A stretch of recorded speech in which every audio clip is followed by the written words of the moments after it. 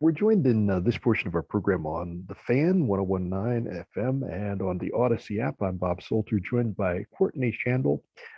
Courtney is someone who has an interesting background. She's a registered nurse. She's co-founder of Little Wanderers New York City, which is an interesting organization we'll find out about as well in the course of our discussion. She's had some very interesting adventures. She's literally back from Ukraine, where she was involved in the concept of saving animals. Now, we've all been hearing about the ongoing war in Ukraine and the various different impacts of that. And one of the things that has raised an awful lot of concern around the world is the fate of animals. Courtney, first of all, it's nice to have you join us on our program. Thank you so much. I really appreciate it. All right, let's go way back in background here. When and why did you get involved in this idea of saving animals?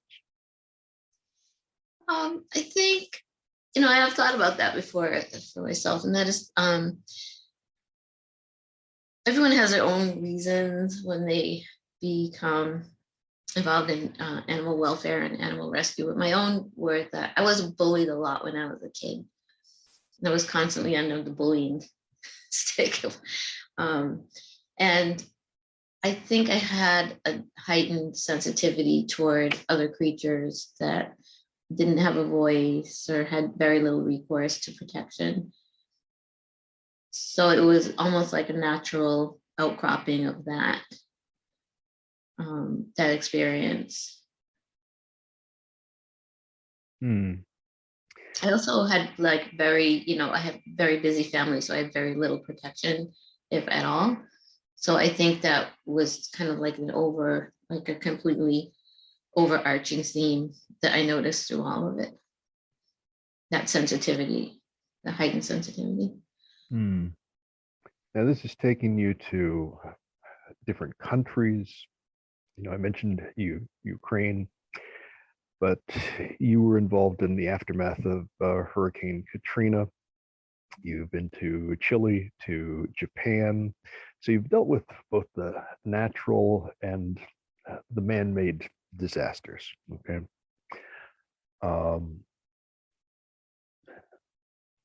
Do most people have even a concept of what these disasters can mean realistically for animals?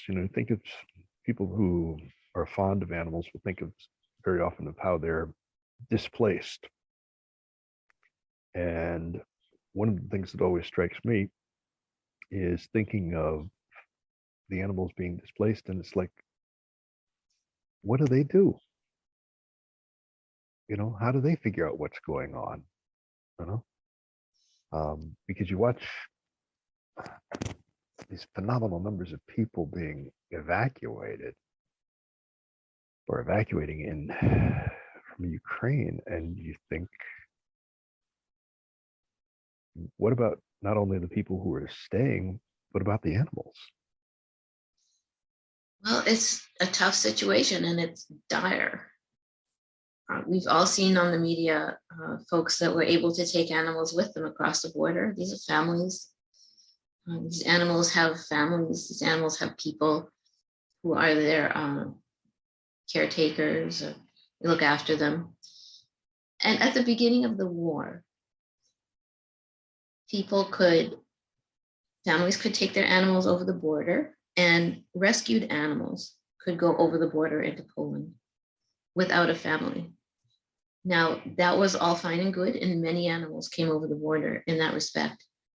However, about 3 weeks or a month into the war, Poland had changed their regulations, and it became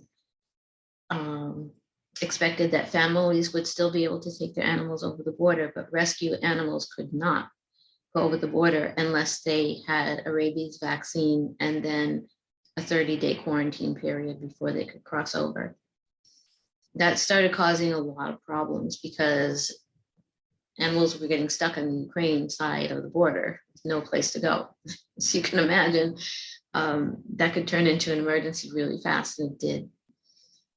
So these makeshift shelters started cropping up over the border of Ukraine. Well, some of them makeshift, some of them were there already, but they came overwhelmed very, very fast. Now, Ukraine is known as a high rabies country, meaning that their rate of rabies to a certain degree, to a certain threshold, makes it so that Poland decided to make this regulation in order to for what they saw was the safety of the people and the animals on that side, which is all fine and good. However, right now, what is needed on the Ukraine end of the border, which used to happen on the Polish end of the border, but now is happening on the Ukraine end of the border, is they need room in the shelters there. You need more shelters cropping up. They need space in the shelters. They need veterinarians to administer rabies vaccines. And they need people to man the shelter, and they need donations on that end of it. So the whole equation changed from kind of most of it focusing Poland with rescued animals, and now on the Ukraine side of the border. Wow. And, as you said, in some cases there, were kind of, I guess, organized shelters in place, but this idea of having to, on the spot, put together shelters for potentially enormous numbers of animals. I mean, at the same time that there's a war going on, at the same time that you've got all these people trying to evacuate. I mean, it just sounds crazy to think of the logistics of all of this. So the question that comes to my mind is, all right, you know that all of this is taking place. How do you get there? How do you physically get there? Mm-hmm. Well, it's kind of, at the moment, it's kind of catch as catch can. To a certain extent, you have to make it up as you go along. You have to, I just go out there and I just throw everything against the wall and see what sticks. I say, if you hear of anybody going into Kiev, if you hear of anybody going to Lviv, if you hear anybody going east into Ukraine, let me know.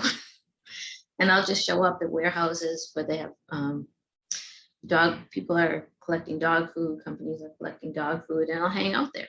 I'll hang out there until I hear of somebody going into Ukraine, and I'll kind of hitch a ride with them. You cannot rent a car and go over the Ukrainian border. That's not going to happen. So you have to know somebody, or you have to hook up with somebody that's going to be going over there already.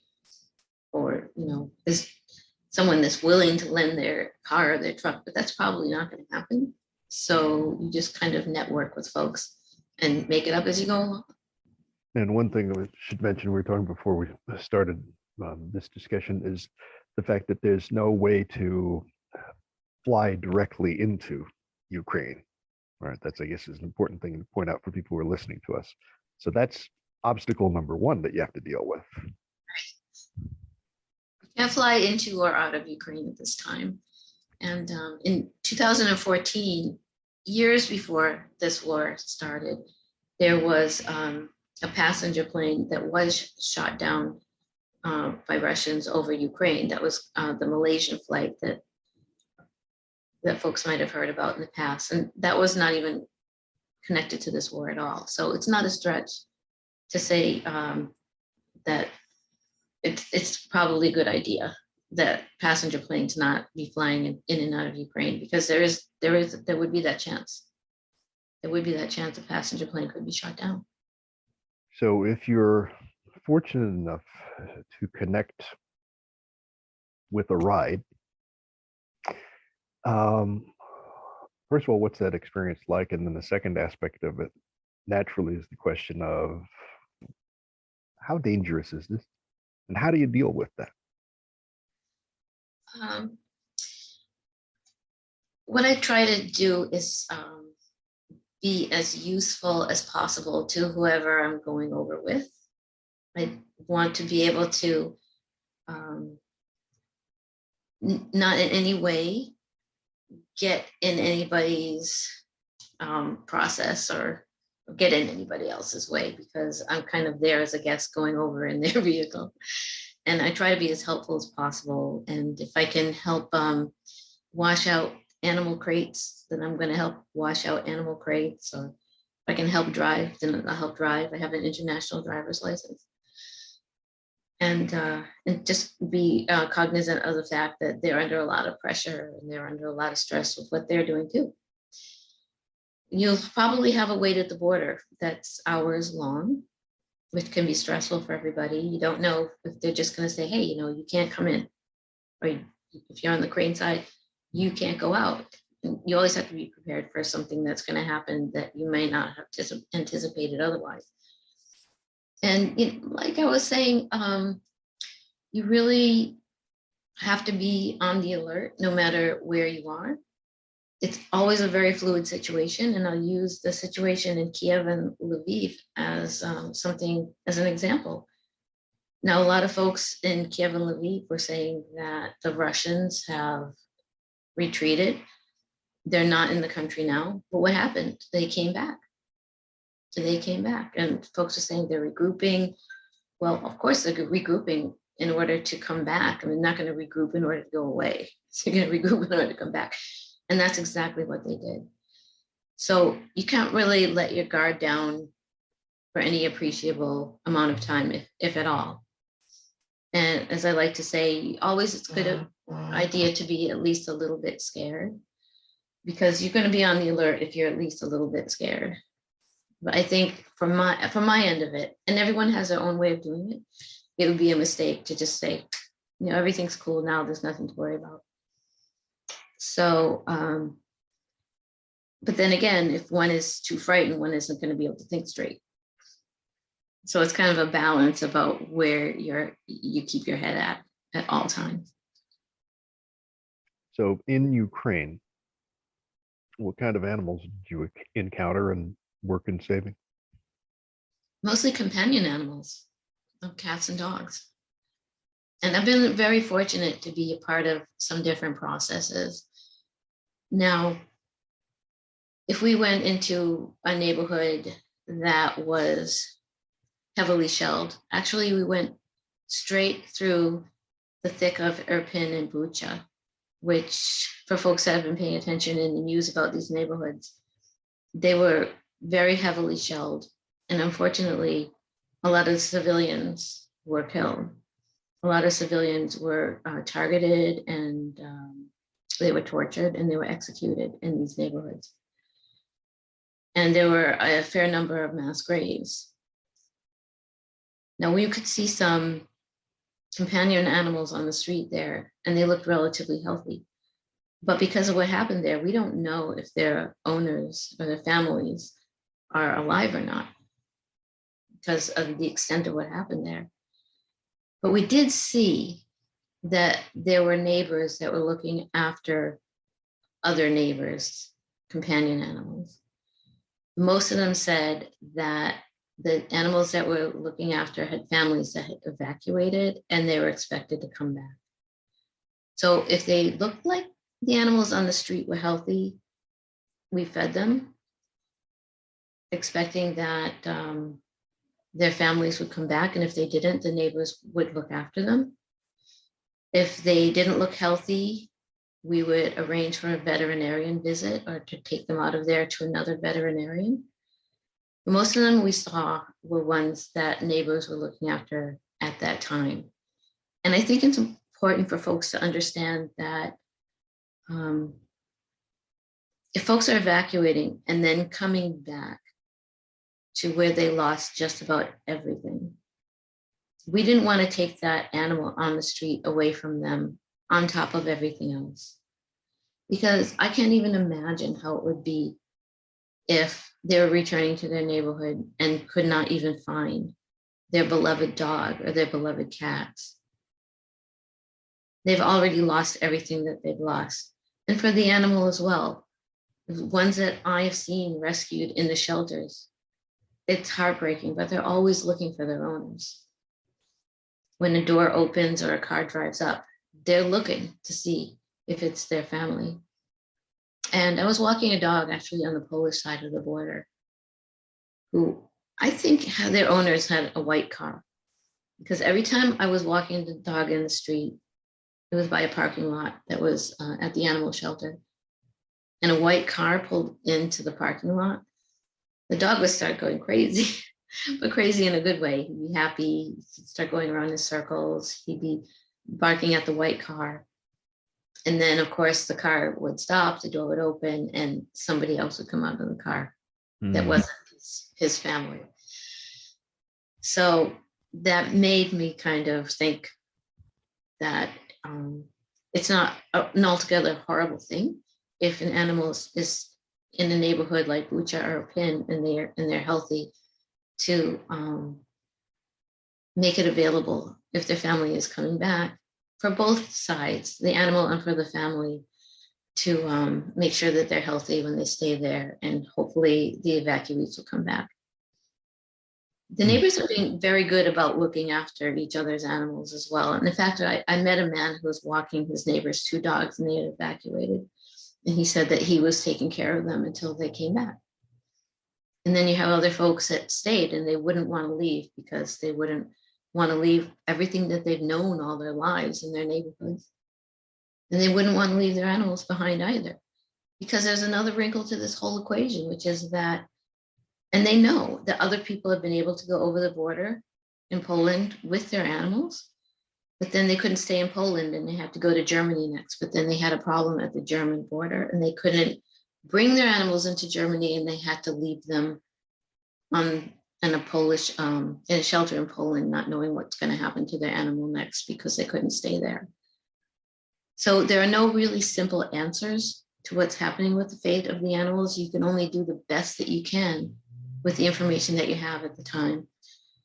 So it doesn't seem obvious when you're in the street. You don't think necessarily this family should have taken their animal because they left. Maybe they knew that, maybe they spoke to somebody who had to leave their animal in Poland when they had to go to another country, and then the rest of their lives they're wondering what happened to their companion animal when they thought it might be safer and more reliable to leave their animal here at home. So Courtney, how do you deal with, or how did you deal with the stress that has to accompany this kind of an effort in Ukraine? I draw my strength from the people that I've seen there. They have to deal with it day after day. They have to deal with it week after week. Like I say, they have to deal with it maybe month after month. And I feel like if they can do it, then I can do it. And I'm not going to say it's easy because I've seen some horrible things. As far as that animal, I took care of this one dog who might have stepped on a mine, and his back legs were literally blown off. And he had half of his back legs there, and about 1 inch or 2 of bone was exposed. That used to be his leg bones from his back legs. And he was in a box in the shelter. When I came to the shelter, I was told by the fellow, who was a wonderful human being, just a wonderful fellow, running the place, if I would look at the shelter, because I'm also a registered nurse and I can assess wounds and I can put on bandages. And this lovely, lovely, sweet old dog was just sitting in the box, not being able to move, just completely traumatized about what happened to my legs and why am I here and why do I hurt so much. So we took him out of the box and onto the table, and we completely improvised these dressing his bandages that were on there before taking them off and putting new ones on. There weren't any sterile supplies, but there was a sterile spray, and we sprayed the regular gauzes that were there. We sprayed the gloves that were there and made them sterile because we sprayed them with the disinfectant. We went ahead and changed his dressing. There were just boxes of medications there, no particular order, but they were in different languages. They were in German, Polish, Ukrainian, and I didn't know what they were. So we just Googled the medications to find out what they were. I Googled them from Ukrainian to English. Okay, I know what this is. This isn't a medication. This is against fleas or something. Or this is a certain kind of an antibiotic. But we were able to find pain medications that way, just by Googling what they were. give him the pain medication, and change his bandages. And I ended up having like this incredible bond with this lovely dog, this lovely, sweet dog. After we had put on his bandages, we took socks and we cut holes in them in order to put the casing on the bandages together. So we had these like big socks on his little legs. It was so cute.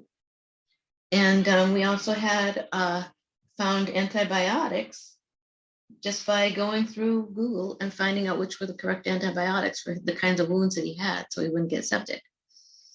And then actually the fellow that was running the place also had a friend who was vet that was able to tell us what dose of the antibiotics were. So we had help coming from all corners in order to treat this dog. So you have an investment, do something like that, you have an investment in that animal's life. What ended up happening, and it was, to me, like today, even today, it's very painful.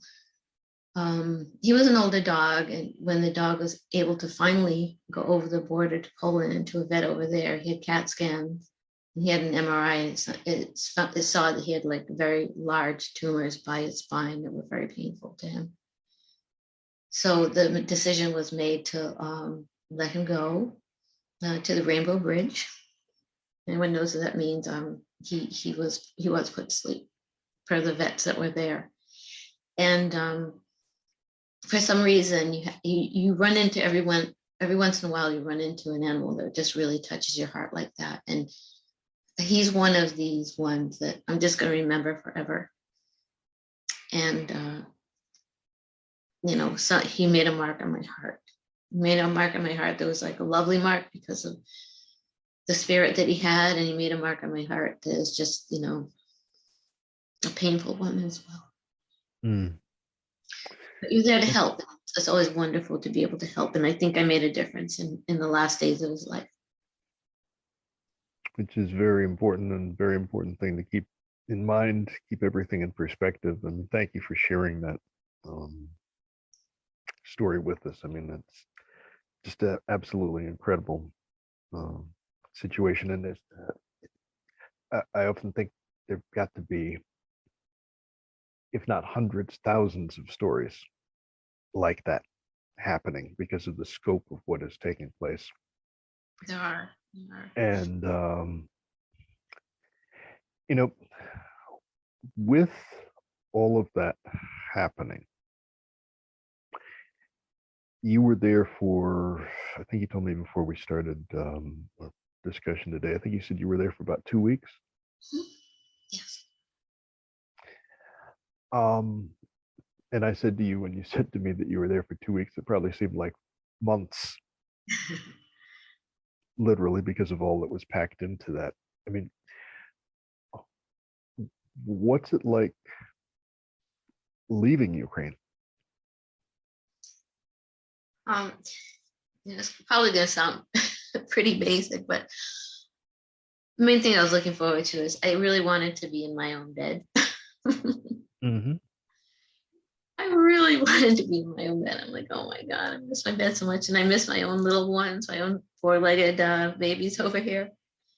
But I also felt like a lot of my work was undone. And I keep thinking about going back. I keep thinking about the people that are there that are still suffering, animals that are there that are still suffering. And I don't think I'm really going to rest until I feel like I make more of a difference. I realized that, I do have a full-time job, so I have to take my vacation time to go over there. So the time I am over there has to be limited. It's if I have my choice, and if I didn't have to have a full-time job I go to, then I would probably stay over there for a much longer time. So yeah, I mean, even when I was leaving, I was thinking of my plans on coming back.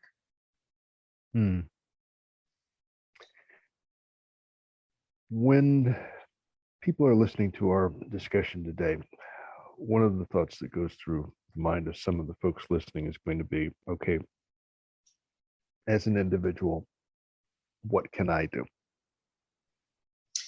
It's actually a lot to do in the way without even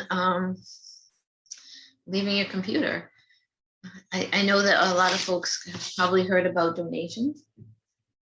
incredible organizations there that are doing a lot of incredible work for animals. I would call it UA Animals. If you can Google that, you'll be able to see this animal shelter actually in Ukraine doing amazing work. For my next trip, if folks want to be able to help me on my way to my next trip, that would be very, very useful. The Humane Society of Louisiana has sponsored my last trip and will be sponsoring my next trip. Their website is humanela.org. And if folks want to make a donation to humanela.org, the Humane Society of Louisiana, with a notation just saying Ukraine, that will go far toward my next trip. And also, I think people, I want to make a shout out to folks that are doing things like helping with logistics. If someone knows a way to get in touch with someone who can speak Ukrainian to offer help over the phone to the shelters of logistics, veterinarians are needed in the shelters there to be able to give vaccinations, like I said, rabies vaccinations to the animals there, and also animals that have a great deal of trauma, not only emotionally, but of course they're going to have physical trauma that they're going to need treatment for. And those are both on the Polish and Ukrainian sides of the border. If someone is feeling reluctant about going into Ukraine, they can certainly help on the Polish side of the border. I should ask, because some of the people listening to our discussion today will probably wonder, you mentioned the Humane Society of Louisiana. How are you connected to that organization? That was my first trip to respond to Katrina. And I met Jeff Dorson, who is the founder of the Humane Society of Louisiana, who is an amazing human being. That he has been in the state of, he's actually from the Midwest, Minneapolis, and he has been in Louisiana, in New Orleans, Louisiana, since the 1980s, trying to change legislation there and working with dogfighting rings, trying to break up dogfighting rings, which is where a lot of dogfighting started, was in Louisiana, and doing an incredible job of it. And a lot of regular animal rescue, which a lot of animal rescue organizations are able to do. He does it with, he's been doing it for decades, even before most people heard of animal rescue. So we met there and I had incredible respect for him. And we hit it off because our interests are so much the same. And we've been like great colleagues and associates ever since, and even good friends. And even turns out we have Polish backgrounds that we share. So he was tickled when he heard I was flying into Poland. It's interesting you mentioned that term, dogfighting rings. And, initially probably a lot of people will think, ooh, how could something like that happen? Or how could people do that, be involved in that?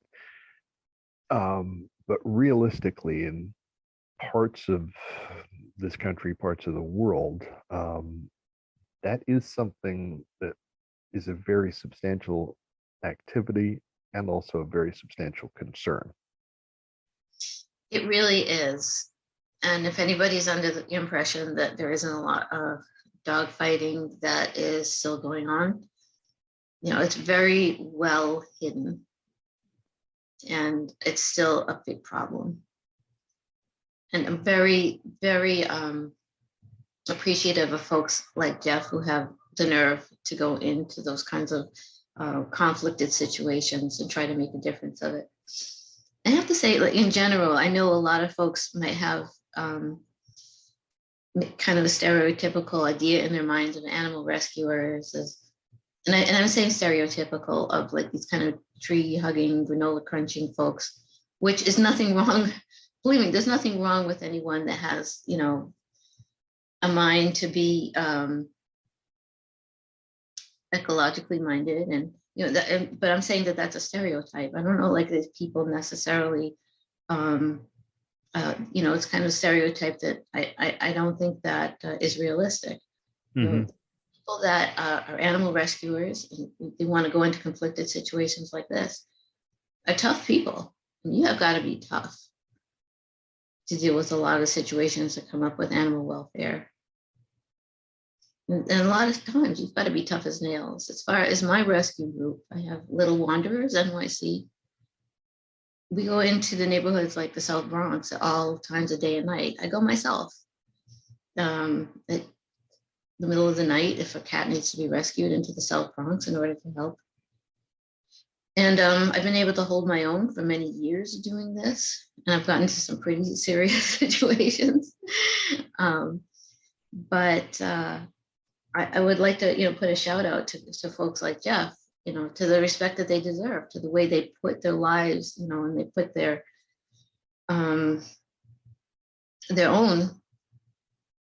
security on the line every day in order to help for the welfare of animals. So that's just kind of a stereotype that as far as animal rescuers are involved, I would just kind of like to knock down. You know, you've got to be strong. You've got to be very, very strong. You've got to be very, very tough. What was it like starting Little Wanderers? It has kind of a surprise twist to this, putting this organization together. Initially, I thought the main focus was to be on rescuing sick and injured animals in the underserved neighborhoods in New York City, which a lot of sick and injured animals are, because many people don't have the resources to treat animals that have problems there. And I thought, well, you know, this is going to be a very expensive proposition. And I was totally willing to use my own money to pay for veterinary bills and start with social media and maybe get some donations there. And maybe it's not such a great idea because it's going to be really expensive. But the funniest thing happened because people really appreciated the fact that sick and injured animals were being helped and being rescued out of these neighborhoods. So we got a really robust donor base because of it. And it kind of fed on itself. We were able to rescue more sick and injured animals because people were donating because they loved the fact that we were doing that. And we grew really exponentially and were able to help these animals through the supporters and followers we were getting. When we thought that rescuing sick and injured animals was going to be something that gets in our way. And in fact, it ended up being something that made us even stronger. So you never know what's going to happen out there. So you're on Instagram. I know you have a lot of followers on there. Yeah, we're on Instagram. We have over 80,000 followers on Instagram. It's Little Wanderers NYC, Wanderers NYC. And on Facebook, we're Little Wanderers NYC. And you can check out our latest rescues there. And the rescue and care operations that the organization is involved in, do you go into all of the boroughs? We have gone into all of the boroughs. However, our focus is really on the South Bronx and Upper Manhattan, because that's where we found where a lot of the needs are. And when you're going into those areas,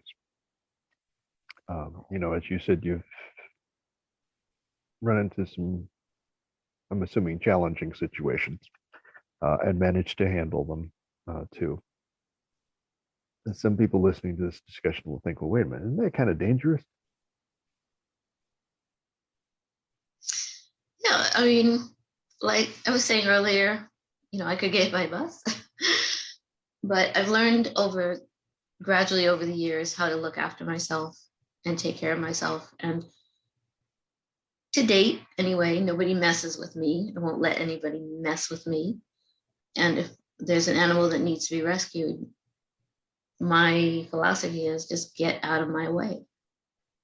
Nothing is going to get in between me and trying to get that animal. And if I have to tell, someone whatever I need to tell them, if I have to kind of joke around with them or I have to avoid them and then come back later, it's all manner of approaches you can get. But if there's an animal that I want to get, I'm going to do whatever I can to do it. And I don't want anyone to think that I'm just going to give up and go away. I won't. I'm going to go back and I'm going to do whatever I can. But then, you run into some kind of funny situations too. Just, I just kind of go into the stores if I'm trying to rescue an animal and it's taking a long time. I might go into a store just to get another can of cat food. And I was in the back of the store when this bodega one time, and this fellow comes up to me and he has a stack of money in his hand. I'm in the back of the store and I'm kind of looking around. I'm like, well, I'm not sure this is such a great situation because nobody knows I'm back here. And there's a stack of money in his hand. And but I know they're all ones. Okay, there's a $1 bill on the top. I know they're all ones. It's not like it's a secret. Right. Hey, how you doing? How you doing? I'm like, no. You have the total wrong idea about what's going on here. I'm not like looking for any kind of business or anything like that. I'm just here to get a little can of cat food and just go to rescue a cat. Okay, so, but like that's kind of where things can go as well. So you get into like situations can be a little touch and go, and maybe they're you really have to keep your antenna up to get out of there if it becomes unsafe. But you also have to run into kind of some funny situations as well. And do you deal with things where these situations where people basically abandon animals too? No, it happens all the time. It really does. Mm-hmm. All the time. And I have to say that I think it would be useful if spay and neuter services were just as accessible as possible in New York City, because, and honestly speaking, we just pick up homeless cats. We don't vet cats that are already owned or have homes. These are cats on the street that are homeless in dangerous situations, so they have to get out of there, or they're sick and injured already, or maybe they're just kittens that have no mother, but they need help. They need help now. And the cats that we pick up, I would say about every 100 cats that we pick up on the street, maybe one of them is spayed or neutered. Wow. Maybe one. So that's 1%. Wow. Mm-hmm. So I think that's where a lot of the problem lies, is that spay and neuter services, they need to be accessible and they need to be affordable. Some people have an idea that, and I've heard this kind of floated around, that folks should be given a reward, like something a cash reward of $100 if they bring in an animal to be spayed or neutered. But I don't think that's a good idea, because some people, like most people won't, but some people will bring in animals, they'll do it for the money. And, they might bring in an animal to be spayed or neutered, but maybe they know it because someone's breeding kittens somewhere else. Mm-hmm. And they want to bring in those animals in order to get the money. And then they'll dump the animal back on the street. It's possible. And the animal will be fixed, but the animal still won't have a home. So there have to be other incentives. But the first challenge is to make it, as I said, they're accessible, easy, people are working, and their schedules are challenging and affordable. Until that happens, I don't see like a huge development in less animals being found on the street. With the animals that you rescue, are there veterinary services that you work with on a regular basis? I mean, how do they get the care if they need vet care? There are some wonderful veterinarians that we work with. One is Dr. Jason Lynn, and he's a little bit out of the way though. He's in Ardsley, New York, but he's been so wonderful to work with, and he gives us, and many rescuers have discounts with the vets that they work with. Mm-hmm. And we're no exception. And we've been able to get a lot done because of the collaboration with the wonderful vets that we have, such as Dr. Jason Lynn, city vet on West 72nd Street, Symphony Vet on West 96th Street. They've all been wonderful to us. And most any veterinarian will give a rescuer a discount. Also, Veterinary Emergency Group has been wonderful to us as well. So as you can see, we have a whole network of veterinarians that we work with. I would imagine you would have to. And how many people work with you in your efforts?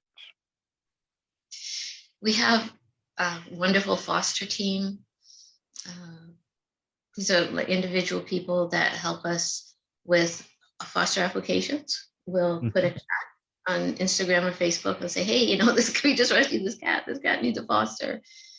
And fosters will fill, potential fosters will fill out an application. Our foster team will go through those applications. At any point in time, we have 3 to 6 people, depending on everybody's schedule, helping with that. Same thing with the adoptions team. We have people, just a roster of folks that help us with transporting cats. Because in New York City, space is expensive. So we don't have a brick and mortar shelter. We depend on fosters in order to foster cats. And that's how we keep cats in space and safe in homes, in buildings, in order for them to be adopted next. So we need transporters to transport between not only the fosters and the adopters and the vets, but also sometimes if a rescuer is rescuing a cat on the street, we might need to call, you know, we don't have cars. That's different from wherever else in the country animals are being rescued. A lot of, you know, you go to someplace else in the country, people have cars. They put their rescued animals and their cat traps in their cars. And then they drive to their house and they drive to the vet. We don't have that. We have to depend on transporters. And plenty of times, trust me, plenty of times, I'll have a cat in a trap and I'm taking that cat on the subway. I'm going up and down subway stairs. I'm going in and out of buses. I'm walking up and down blocks with my rescue cats because that's the only way you can do it in New York City. Nowhere else in the country, to this extent anyway, is it going to be that way. So what is the kind of qualifications you look for people who would be involved in foster or even adopting? Someone that they don't necessarily have to have experience with an animal before, but they would understand and be able to anticipate what that cat would need. Most of our rescues are cats because those are, say, the homeless animals on the street now are cats. You don't see that many homeless dogs anymore. You used to many years ago, but that doesn't really happen so much anymore. And if they know they're responsible, they'll be able to tell when an animal is becoming sick, when they should take an animal to the vet, or when they should call for help. And if they have a very safe physical environment at home for the animal to be in. Yeah. Interesting. Very interesting. The reason I'm asking that is because the people who are listening to our discussion who they themselves may be struck by some of the things that you are saying. They may have interests in this area or know of somebody who does. They may be able to help. We always need fosters. I figured that's going to be the case, is that yes, you always do need fosters. So what's the best way for somebody who might be interested, or people who are interested in other ways of helping? Best way for them to contact you? Send us a direct message on Instagram. We also, if someone is interested in learning how to rescue animals, rescue cats in New York City, we will show you how to do it. We will show you how to set a humane animal trap. We will show you how to follow the rescue, follow the behavior of that cat to help make sure that that cat is rescued, and what to do next. And actually, every once in a while, I have classes on how I'm rescuing and how to actually go out in the street and rescue a cat. But no one necessarily people don't have to necessarily wait for a class to happen if someone is very interested and serious about it. Sometimes you say, well, I want to help rescue animals, and sometimes it ends up being harder than anticipated, sometimes not. But if someone is very serious about it and they really want to help rescue animals in the street, well, then shoot us a DM and we'll show you how to do it.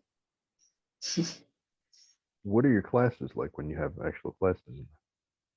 Well, I try to make them fun, Mhm. first, and it's very hands-on. We actually have humane traps in the classes, and I use a laser pointer in order to mimic the movements that a cat might make.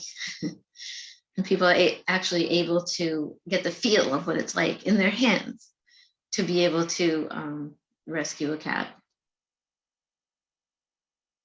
And we're really interested in folks if they want to rescue animals in the Bronx and in Upper Manhattan, especially if that's what you're thinking about. Well, then definitely send us a DM. Courtney, thank you very much for your time and for sharing some of these thoughts with us too. And also thank you for your efforts. I mean, some of the things that you've shared with us that you've been involved in are simply amazing experiences. And good luck too as you make your plans for going back to the situation in Ukraine. Thank you. I really appreciate that. I just like to say, I think I'm transitioning over to doing hospice care for animals because of the situation that I mentioned with the dog with his legs that were injured in Ukraine. And so I'm trying, so folks who want to keep an eye out, I think I'm going to transition more into hospice. We do have rescuers now. We could always use more. So I just want to put a shout out for that to keep an antenna up for that program coming up in the future. And I also like to say Happy Mother's Day to everybody out there with their two-legged and their four-legged babies. And I hope everybody has a most wonderful day. And happy Mother's Day to you as well. Thank you so much.